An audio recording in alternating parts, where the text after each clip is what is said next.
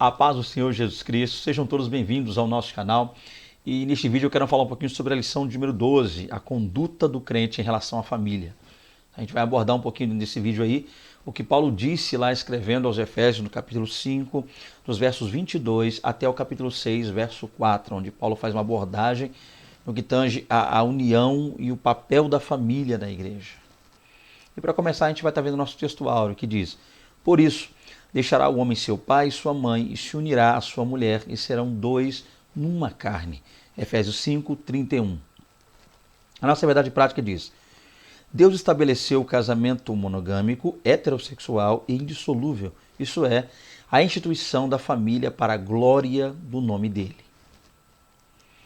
A nossa leitura bíblica em classe, como já fora dito aí, está em Efésios 5, do 21 ao 33, e capítulo 6, dos versos 1 ao 4. E a introdução nos diz: na Bíblia, o relacionamento familiar é um projeto divino que pressupõe um matrimônio monogâmico, heterossexual e indissolúvel. No modelo divino, os membros da família são iguais, porém cada um desempenha papéis diferentes. Nessa lição, veremos a conduta requerida por Deus para a família cristã. Então, a princípio, a gente precisa entender aqui, para começar a falar um pouco sobre esse assunto, é que Paulo, no capítulo 5, ele está abordando questões interessantíssimas, como questões ligadas à fé, né, à fraternidade, ao amor. E Paulo, para passar para a parte que nós estamos lendo, ele vai falar um pouquinho a respeito dos cristãos lá suportarem-se uns aos outros, né? E a gente sabe o quão difícil é, isso não é tão simples, quando a gente vai para a prática, essa ideia de suportar. Lembrando que a expressão suportar não quer dizer ali aguentar tudo que o outro nos faz, mas a ideia ali é entender de dar suporte, né? Então a expressão, a palavra suportar, no seu original, ela aponta para isso, dar suporte, ajudar a pessoa a passar por um momento difícil. Muitas vezes, né, perdermos até certo ponto a nossa razão, a fim de que com isso a outra pessoa acabe não perecendo, acabe conseguindo suportar as adversidades. Então a ideia de suportar ali é essa, tá, gente? Dar suporte ao outro. Então muitas vezes alguém pega essa expressão, muitas vezes ela é mal interpretada e mal aplicada. Suportar um ao outro quer dizer que tudo que a pessoa fizer contra mim, então eu tenho que ficar quieto, eu tenho que ficar calado. Não, muitas vezes é necessário que te exorte e repreende certas pessoas a fim de que tal exortação, tal repreensão venha fazer com que essa pessoa reconheça o seu erro e reconhecendo tal erro, volte, retorne aos caminhos do Senhor, ou seja, as práticas relacionadas realmente ao amor verdadeiro e à obra de Deus. Então a ideia de suportar é isso, dar suporte. E para isso, Paulo falando sobre suportar uns aos outros, ele dá continuidade nesse assunto e ele adentra de maneira mais direta dentro da família. Ele começa a abordar aí, a partir daí, o papel, tá, ou os papéis de cada um dos membros da família, ou seja, do esposo, a esposa e dos filhos. Tá? Como é que dentro do lar nós conseguimos realmente suportar, dar suporte uns aos outros, e como esse modelo de família é um modelo maravilhoso para a aplicação da igreja. Por quê? Porque nós entendemos que quem está bem em casa, é como eu costumo dizer, quem está bem em casa está bem em qualquer lugar. Mas eu que ministro a palavra, né, como pregador, eu percebo em determinados ambientes, lugares que a gente vai ministrar, igrejas, né, congregações, templos evangélicos, são muitas vezes reuniões em lugares que não sejam templos, especificamente falando, mas que quando a pessoa não está bem no seu âmbito familiar, quando não está bem em casa, essa pessoa acaba meio que levando isso, esse desejo ruim, esse pensamento, esse sentimento ruim para o ambiente na qual está. Então, um ponto importante, tá, é entendermos isso. Uma aplicação boa que podemos fazer e tirar disso aqui é entender que uma vez que nós conhecemos qual é realmente os nossos papéis ou o nosso papel dentro do lar e vivendo bem, desempenhando bem tal papel, a gente consegue também levar isso para fora do nosso lar. Ou seja, quem está bem na igreja, como eu disse, está bem em qualquer lugar. E quem não está bem, ou melhor dizendo, quem está bem no lar, em casa, está bem em qualquer lugar. E quem não está bem em casa também automaticamente não está bem em lugar algum. Então, a princípio, né, eu queria começar falando sobre esse respeito. Então, a partir daqui, a gente vai passar a analisar um pouquinho do papel, né, dos papéis de cada um dentro do âmbito familiar. Então, continuando aqui, o primeiro tópico diz: a conduta do crente como marido. No capítulo 5, Paulo enaltece o matrimônio e o eleva ao mais alto patamar ao comparar o marido a Cristo e a esposa à igreja. Neste tópico estudaremos a analogia referente ao marido. Então o que a gente vai ver aqui é que Paulo, lá escrevendo aos Efésios, no capítulo 5, Paulo faz uma analogia interessantíssima. Ele compara o marido, né, a Cristo, e a esposa, né, a mulher, à igreja. E é interessantíssimo, né? Claro que Paulo inicia no verso 22 falando a respeito da esposa, né, dessa questão da submissão, da sujeição da esposa, mas ainda assim, o que a gente vai trabalhar aqui dentro desse tópico, dessa lição, é analisar o papel, a princípio, do marido, tá? Que a gente vai estar vendo aqui. Vamos lá. Então, para começar, o primeiro subtópico diz: o papel do marido como líder da família. O marido deve liderar a sua casa, do mesmo modo como Cristo lidera a igreja visando o seu absoluto bem-estar. Então, a princípio, qual é o papel do marido dentro das funções? A gente precisa entender, é claro, que Deus vê ambos em pé de igualdade, tá? No que tange vidas, pessoas, almas. Tá? O homem não é superior à mulher, porque por conseguinte também não é inferior nem superior ao homem. Mas a questão é que ambos, tá, ainda que iguais perante o Senhor, desempenham papéis diferentes. A gente precisa entender isso aqui para que a gente possa compreender o que a Bíblia nos quer mostrar com esse texto. Então, o primeiro ponto é isso aqui, entender que, ainda que sejamos iguais no que tange a vida, pessoas, tá, o amor de Deus para conosco é da mesma forma, na mesma dimensão, mas nós, homens, tá, e as mulheres, ambos desempenham papéis diferentes, e é isso que a gente precisa entender aqui. Então, a princípio, né, o papel do marido, do homem casado, o homem no lar, a princípio deve ser um papel de liderança. Tá? Nesse ponto, o homem é a cabeça, né? A cabeça da esposa. Então, o primeiro passo é entender que o homem desempenha, tá, um papel de liderança. Porém, essa liderança do homem, ela deve ser uma liderança da mesma forma ou parecida com a liderança de Cristo no que tange a igreja. E qual é a liderança de Cristo para a igreja? Além de ser ele o formador, além de ser ele, né, aquele que instaurou aqui na terra a igreja, ele também é aquele que cuida da igreja, que zela pela igreja, que está ao lado da igreja, além de comprá-la com seu sangue, além de redimi-la, restaurá-la, ele também é aquele que cuida, que zela, tá? E que sempre deseja o bem-estar da igreja. Então esse deve ser, a princípio, né, o papel, a maneira como deve ser exercida essa liderança, né, melhor dizendo, do marido é essa. Da mesma forma, né, compará-la à liderança de Cristo com a igreja. Então o marido, o referencial para o homem da sua liderança, para ele saber se está realmente liderando bem a sua casa, o seu lar, é procurar entender se o mesmo está fazendo isso da mesma forma como Cristo faz a igreja. Então, esse deve ser um ponto interessantíssimo dentro disso aí. Então, vamos lá. Segundo subtópico. O amor como elemento primordial. O marido, além de liderar, deve também amar a sua esposa, assim como Cristo amou a igreja. Então, assim como Cristo lidera a igreja, tá? Cristo também ama a igreja. E assim como o marido lidera, tá, dentro do lar, é um líder no lar, e por conseguinte cabeça, tá? O seu relacionamento com a esposa não deve ser um relacionamento só de liderança, de um líder. Deve ser um relacionamento pautado a princípio no amor. Ele deve primeiro, antes de tudo, antes de qualquer coisa, ele deve primeiro amar a sua esposa, amar a sua mulher. Esse deve ser o primeiro passo que o marido deve entender. Isso implica a prática de sacrifício, porque a Bíblia diz que o homem deve amar a sua mulher, assim como Cristo amou a igreja e Cristo se entregou por ela. Olha que coisa interessante. Então, o amor deve ser um amor, a princípio, sacrificial. O homem deve estar pronto, se necessário, a morrer, se preciso for, por sua esposa. Tá lembrando que esse amor sacrificial não quer dizer que o homem vai fazer tudo, os mandos e desmandos de sua mulher. Né? Uma ordem, vai ali, vai aqui, faz aquilo, ok, eu estou mandando. Não é esse o ponto. A ideia básica é entender que tal relacionamento deve ser, a princípio, todo pautado em amor, no amor, e deve ser algo sacrificial. Em que sentido? Ele deve estar pronto a se sacrificar, a se doar, a se entregar, tá? Não só a sua vida, como o seu tempo, o seu amor, o seu afeto, o seu carinho, todo ele voltado para a sua esposa.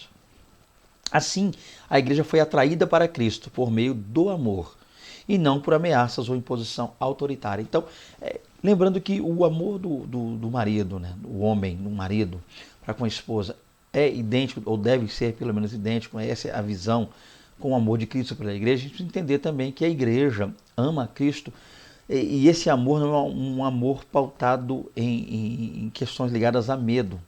Tá? Porque há pessoas que muitas vezes vão para o Evangelho, ou vêm para o Evangelho, melhor dizendo, estão no Evangelho, com medo. Pessoas que têm, se eu não servir a Cristo, medo, a pessoa vem mais com medo de ir para o inferno do que por amor a estar com Cristo, por amor a Cristo. Então a gente entendeu uma coisa, maior do que o medo de ir para o lago de fogo, o inferno, deve ser maior do que isso, deve ser o amor a Cristo. Então o que nos deve manter diante de Deus é o amor a Ele. Então esse é o relacionamento, essa é a relação Cristo-Igreja, um relacionamento todo ele pautado em amor.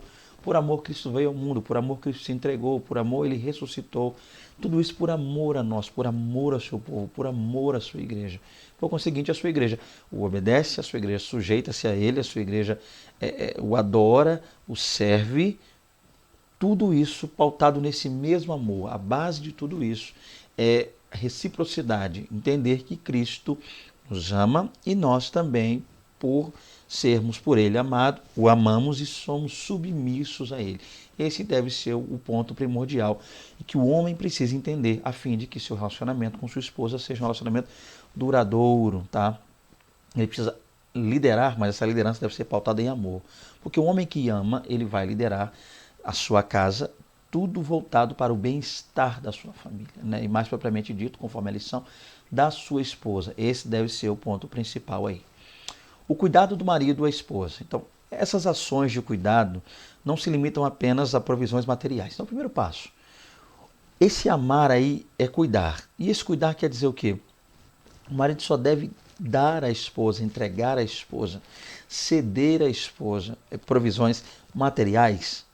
Tá? Então, o marido que ama é aquele que compra, aquele que deixa o cartão de crédito na mão, aquele que de nada deixa faltar na despensa, muitas vezes nas questões relacionadas íntimas de uma mulher, tá? No vestuário, na alimentação. Não, a ideia não é só essa, ainda que tudo isso, é claro, seja necessário, mas a questão desse amor, esse cuidado do marido, do esposo para com sua esposa, não está, a princípio, atrelado somente a questões materiais, mas ele vai muito mais além disso. Mas, igualmente, ao afeto. Então, o que mais o marido deve dar à esposa? Além, é claro, das questões básicas, necessárias e materiais. Afeto, deve considerar a sua esposa e dar a ela a devida honra. Então, afeto, carinho, tá? Isso é primordial, isso é necessário no relacionamento maduro. Além desse carinho, desse afeto, ele deve considerá-la, ele deve honrar a sua esposa, né? Dentre outras coisas também. Tal demonstração de amor deve ser sincera, tanto em público quanto em particular. Olha que coisa interessante, a princípio. Então, todo esse carinho, todo esse carisma, todo esse desejo, toda essa cumplicidade, todo esse afeto, toda essa provisão a qual ele cede para sua esposa, isso não deve ser algo só atrelado ao lar, o ambiente do lar, mas isso deve ser em todo e qualquer lugar. Porque há pessoas que são muito amorosos em casa e na rua não conseguem ser. E isso às vezes acaba atraindo ou trazendo na mente da mulher uma espécie de sentimento de que o homem só faz por interesse.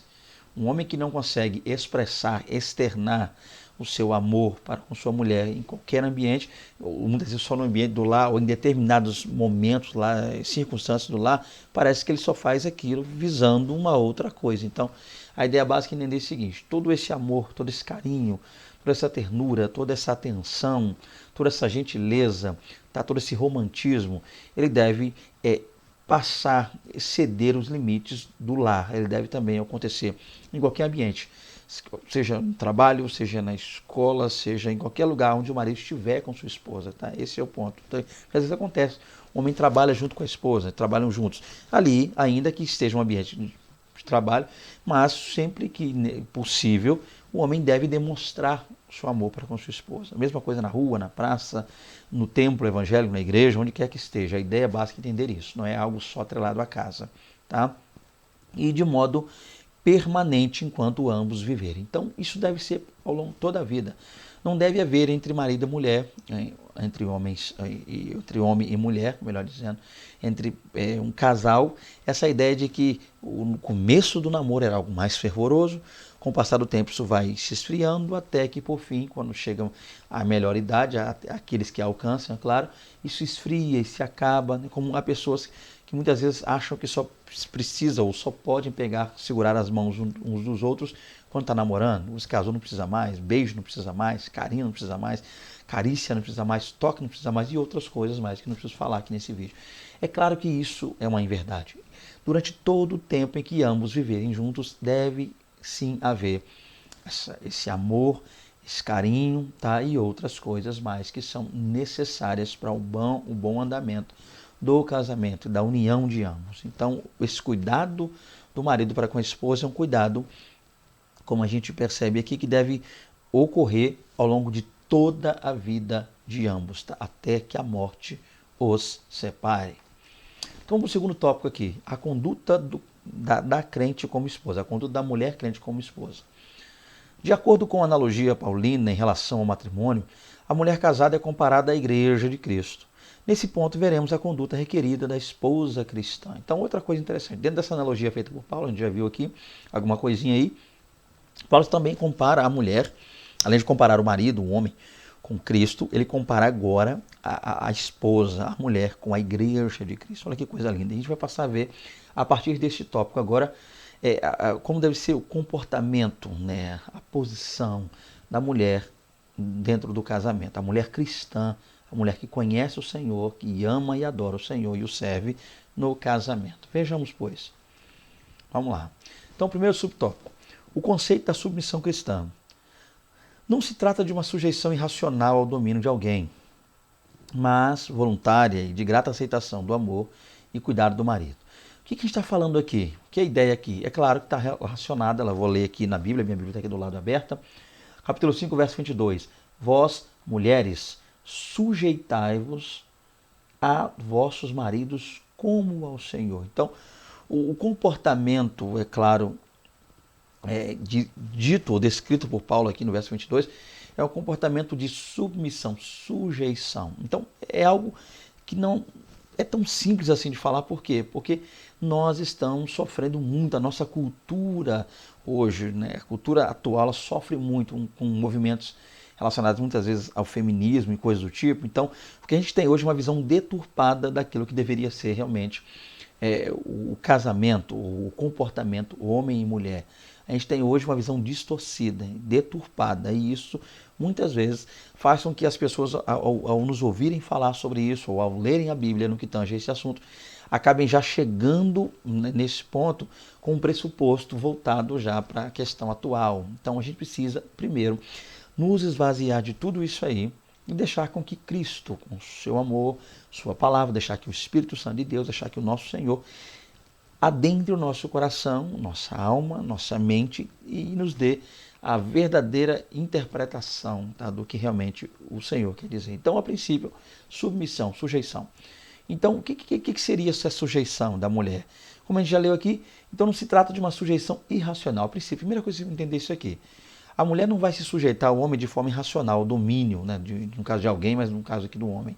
Então não é algo que a pessoa faz uma sujeição e que onde a pessoa não tenha oportunidade de pensar, de procurar entender, de expor a sua visão, expor o seu raciocínio. Então não é uma sujeição, uma submissão irracional. Não, isso não é. Tá? É algo racional, é algo voluntário. Por quê? Porque ela entende que está se submetendo ao seu esposo, da mesma forma como ela também, como igreja, se submete, se sujeita a Cristo. Tá? Esse é o primeiro passo a se entender aqui. Então, mas voluntária e de grata aceitação do amor e do cuidado do marido. Então, ela está se sujeitando a alguém que a ama. Esse é o ponto. Por que não é irracional? Porque o correto é a mulher se submeter ao esposo, mas dentro dessa sujeição, dessa submissão da mulher, existe por trás disso também um papel relacionado e referente ao esposo. Ela deve estar se sujeitando a alguém que, por obrigação, e no que tange também a Bíblia Sagrada, alguém que tem o dever, não diria obrigação, a palavra melhor seria alguém que tem o dever de amá-la. Então ela não está sujeitando a qualquer um, ela está sujeitando a alguém que a ama. Esse é o ponto. Então essa sujeição não é irracional, porque é uma sujeição a alguém que a ama. E quem ama, cuida. Quem ama, zela. Quem ama, trata bem. Quem ama, quer o bem-estar da outra pessoa. O primeiro passo a se entender é isso. Por isso, nada há de depreciativo nessa conduta, pois retrata o alto nível do relacionamento entre Cristo e sua amada igreja. Então, por que a igreja se sujeita a Cristo? Vamos pegar o papel da mulher, a igreja, a noiva do Cordeiro. Primeiro, porque Cristo é o Criador, o autor, consumador. Todas as coisas, nada do que foi feito sem Ele. O primeiro passo é esse. Então a igreja entende que Cristo é o Criador. Mas, além de Criador, a igreja entende que Cristo é o seu remidor, o seu resgatador. É aquele que a comprou, é aquele que a lavou, é aquele que a purificou e é aquele que a ama como ninguém. E esse amor de Cristo é tão grande que o próprio Cristo veio e se doou, se entregou, deu a sua preciosa vida pela igreja. Então esse é o ponto. Quando uma mulher, no caso, uma mulher aqui, a esposa, entende que o marido tem essas características relacionadas aí ao comportamento de Cristo, a visão de Cristo, a estatura do varão perfeito, fica muito mais fácil, tá, de se entender isso, dessa questão de submissão. Então, eu como homem, estou aqui gravando, eu homem, tá, também sou casado, tá aqui, eu como homem, eu preciso entender isso, que a minha esposa, essa sujeição, a submissão da minha esposa, tem que estar atrelada a princípio ao meu amor por ela. Então, para que eu exija dela, caso eu venha fazer isso, sua submissão, ainda que se eu julgar necessário exigir dela essa submissão, eu preciso entender que, a princípio, deve ser exigido de mim, eu mesmo devo exigir, é até melhor do que muitas vezes esperar que ela faça isso, que eu a ame assim como Cristo amou a igreja. Estou falando isso porque é muito fácil para um homem exigir da esposa submissão, é muito fácil para um homem cantar de galo, falar mais alto em casa, porque é líder, porque é cabeça, a Bíblia diz que é cabeça, tá, mas, querido, existe um papel aí, meu irmão, existe o nosso papel por trás dessa liderança, por trás de toda essa ser cabeça da mulher, por trás de tudo isso, há um detalhe simples que não pode, por nós, homens, ser esquecidos. Nós temos o dever, o papel fundamental de amar as nossas esposas assim, ou a nossa esposa, melhor dizendo, amar a minha esposa. Eu tenho esse papel, assim como Cristo amou a igreja e por ela se entregou. Esse deve ser o meu amor. E é aí que vai estar embasado a submissão. Fica mais fácil, fica mais cômodo a minha esposa submeter-se a mim, entendendo que eu sou esse homem que assim entendo esse amor de Cristo para a igreja. Vivo isso. Outro ponto, a condição da mulher cristã. Na cultura judaica, a mulher ocupava posição secundária e era parte da propriedade de um homem. Então, já na grega, a mesma era tratada como inferior e as esposas eram escravizadas. Então, o que acontece? Outro ponto interessantíssimo. A gente precisa entender que estamos lendo um texto que foi escrito há mais de 2.000 anos atrás. Há uma questão cultural, histórica relacionada, há um contexto relacionado à história e à cultura por trás desse texto que Paulo escreveu. Nós estamos lendo um texto que, por mais que a Bíblia não seja atual, por mais que a gente leia um texto antigo e esse texto fale conosco hoje, ainda assim, nós vamos entender que Paulo, ao escrever, pertencia a uma cultura onde a mulher era desprezadíssima, tá? A gente precisa parar para entender esse ponto. A cultura judaica, a questão lá na cultura judaica, não que desprezava tanto assim no sentido de castigar, açoitar, machucar a mulher, mas a mulher não tinha o mesmo, não desempenhava, vamos colocar assim, não desfrutava da mesma posição que o homem. Era uma questão mais inferior. Então inclusive você vai ver aí, dentro da chamada Sidur, orações aí, preces, nos quais o judeu, o homem, ele até agradecia a Deus, pelo fato de não ter nascido mulher. Então, para a gente ver a posição. Então, entende-se também que quando o homem se casava, é como se estivesse adquirindo uma propriedade, a mulher fosse dele, ele fosse o dono da mulher, como se comprasse, estivesse comprando um animal. Outro ponto, pega um exemplo nessas culturas aí, divórcio. O homem poderia se divorciar caso quisesse. A mulher nem que quisesse, nem então não tinha como. Então a gente para entender que dentro dessa cultura judaica a situação da mulher não era muito boa. Haja vista também a cultura grega, na qual o divórcio era algo muito comum, a mulher não tinha também voz na sociedade. Então o que a gente percebe aí é que no tempo, a questão histórica na qual Paulo escreve, a situação da mulher estava bem complicada. Mas aí, no Evangelho de Cristo, as mulheres alçaram posição de dignidade igual aos homens. Então, ninguém, gente, entendam isso, ninguém na Bíblia Sagrada deu tanto espaço para a mulher como Cristo Jesus o fez, né?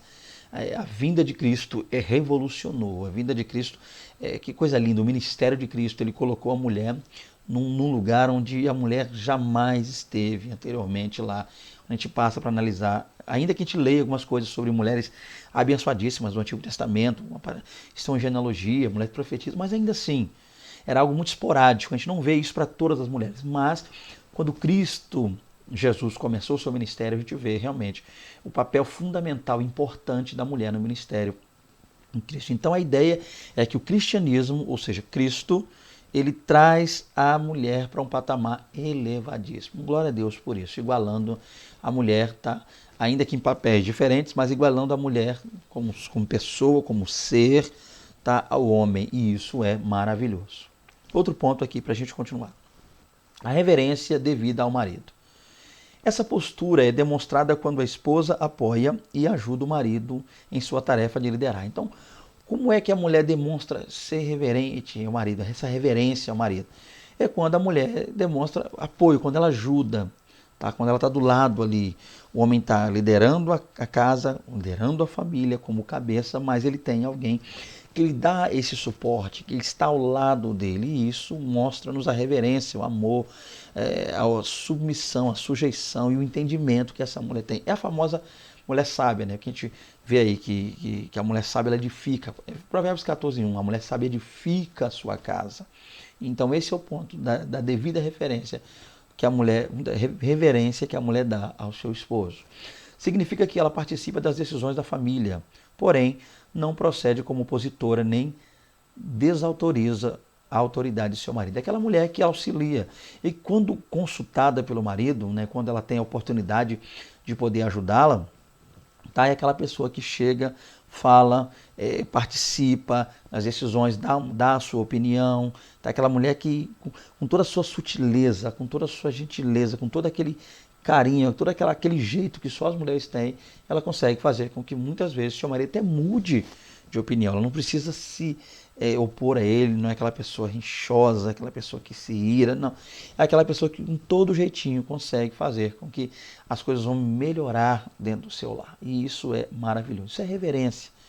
Isso é uma mulher que entende o seu papel, tá? De adjutora, auxiliadora, aquela que está junto, que trabalha junto, aquela que coopera para o bem-estar e para o crescimento do seu lar, o crescimento da sua casa. Isso é maravilhosíssimo. É claro que o homem também não deve achar que pelo fato de ser o líder, ser cabeça, que ele tem que bater o martelo e tudo que ele falar tem que acontecer. Por diversas vezes, há coisas que o homem acha que está certo e muitas vezes a mulher é quem tem a resposta certa para aquela questão. O interessante é que a mulher, quando descobrir que o homem está errado na situação e que a decisão tomada por ele vai ser maléfica à família, que essa mulher, com toda essa reverência, como está dizendo aqui nesse subtópico, consiga dizer, né? Sabe dizer. Eu estou falando isso porque, glória a Deus, eu tenho esse bem na minha casa, eu vivo isso hoje. Diversas vezes, e muitas vezes mesmo, eu erro, decisões que eu tomo não são as melhores, mas a minha esposa com todo jeito me orienta e a gente junto senta, conversa e glória a Deus, a nossa casa, o nosso lar é tremendamente abençoado, tá? Continuando aqui, vamos para o terceiro tópico. A conduta do crente como filho. O primeiro subtópico diz, a responsabilidade dos pais. Os pais devem criar seus filhos na doutrina e admoestação do Senhor. Além dessas exortações, cabe aos pais estabelecer o parâmetro de conduta e reagir contra a desobediência de seus filhos. Então, a princípio, os pais têm muitos deveres no que tange a filho, na questão da educação, cuidado, a saúde dos filhos, bem-estar emocional, bem-estar, tudo isso, né, prover a alimentação correta, a educação também para os filhos, mas é interessantíssimo que dentre esses diversos deveres dos pais, há também essa questão da vida espiritual, de inserir os filhos no contexto espiritual, de fazer com que os filhos venham conhecer a Deus. Olha que coisa linda. Passar para os filhos as leis de Deus, as ordenanças de Deus, o amor de Deus, fazer com que os filhos venham conhecer isso. E cabe também, é claro, aos pais exortar os filhos, quando necessário, e estabelecer alguns parâmetros, mostrar aos filhos que eles não podem fazer o que quiserem, o que bem quiserem da vida. E que quando houver uma espécie de resistência dos filhos, os pais devem reagir também, é claro, contra essa desobediência, diversas vezes. Deve haver uma espécie de retaliação, ainda que é claro que isso não venha a ser nada grave, nada rude, não haja espancamento ou coisa do tipo. É claro que tudo isso dentro também daquilo que a palavra nos diz, porque os pais, de modo algum, também devem provocar, segundo diz a palavra, a ira aos filhos. Então, a responsabilidade dos pais está atrelada a isso aí, tá? Ensinar o caminho do Senhor, as leis de Deus e prover também o necessário aos filhos, mas quando os filhos excederem os limites, tá, pré-estabelecidos, também deve haver contra eles aí, tá, uma resistência, eles precisam aprender como se comportar. A conduta requerida dos filhos. Os filhos devem obedecer e honrar seus pais. Coisa linda. Então deve haver dos filhos, a princípio, obediência para com os pais, para aquilo que os pais impõem como limite, e também honra aos pais, tá? Pelo que os pais são, pelos que os pais representam para os filhos. Logo, obedecer significa cumprir o que é ordenado. Então, o que é obedecer? O pai deu uma ordem, e é claro que isso é uma ordem sensata, é claro, e o filho deve ir lá e simplesmente cumprir, obedecer aquilo que lhe foi otorgado pelo pai. E honrar em que sentido? Envolve amor, amar os pais, respeitar os pais, tá? E até mesmo sustento em caso de necessidade. E essa honra ela é enquanto está sendo sustentada pelos pais e também quando os pais já não conseguem mais nos sustentar. Porque diversas vezes a gente precisa também reconhecer que quando nossos pais não puderem mais nos sustentar, a gente também chegará um dia que nós precisaremos auxiliar nossos pais no que tanto sustento. Cuidar de nossos pais quando chegaram a certa idade ou não, ainda que não chegue, não esperar tanto, né, que tenha que vir a melhor idade para não. Quando as coisas passarem a melhorar para nós, nós precisamos ser gratos e reconhecer os esforços que nossos pais empreenderam ao longo da vida para conosco e os auxiliar de maneira clara e objetiva. Portanto, a obediência é devida enquanto os filhos viverem sob a tutela dos pais e a honra é um dever para toda a vida. Então, enquanto a gente está lá debaixo da tutela de nossos pais, cuidado por eles, a gente precisa obedecer claramente. Isso não quer dizer que a gente quando vem se casar, deixa o lado de nossos pais, que a gente não vai mais obedecê-los. Não, ainda assim, ainda que morando ou não no mesmo lar, ainda que estando ou não debaixo do mesmo teto, nós devemos obedecer aos nossos pais. É claro, isso é claro. E honrá-los ao longo de toda a vida. O mandamento com promessa. Então, Paulo disse, né? Baseado lá, é claro, lá nos 10 mandamentos. Paulo vai falar a respeito disso aí, né? Obedecer aos pais, que é o primeiro mandamento com promessa. Que promessa é essa? Para que te vá bem e te prolongue os vossos dias na terra. Olha que coisa linda, gente. Aos filhos que obedecem e honram seus pais, uma promessa dupla lhes é assegurada. Que promessa dupla é essa? Como a gente já disse, para que te vá bem. Então, é ir bem, tá? É prosperar, vai bem. E vivas muito tempo sobre a terra, longevidade. Então, uma vida próspera, tá? E longa é a promessa para aquele filho que honra e obedece aos pais. Embora as dádivas espirituais estejam implícitas, ou seja, embora as questões espirituais estejam ali claras, né? Quando a gente lê isso, a gente entende também que está relacionado essa viver bem, está relacionado a viver com a bênção de Deus, tá? A longevidade e também as bênçãos dádivas de Deus, mas a ênfase recai sobre os benefícios materiais Então, a gente, além de viver bem no que está saúde e ter a presença de Deus em nossa vida, que a gente obedece aos pais, mas também a gente consegue, com essa obediência, galgar, e galgando a gente consegue galgar coisas melhores, coisas boas ao longo da nossa vida. Olha que coisa linda. Coisas materiais, uma vida próspera, uma vida financeiramente boa, tá? Prosperidade.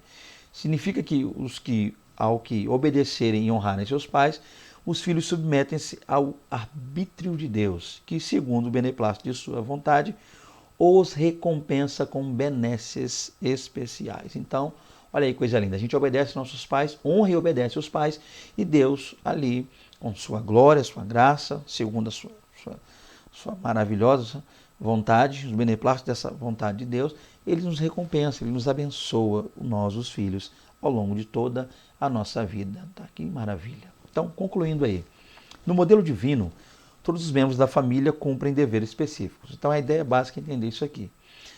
Que, como a gente já leu aqui, se a família permanecer no modelo que Deus estabeleceu, é preciso entender que, vivendo nesse modelo, há para cada um de nós tarefas específicas. O marido tem o dever de liderar e amar sua esposa. Então, está aí o que o marido precisa fazer. A esposa, o dever de submeter-se e respeitar-se à liderança do seu marido.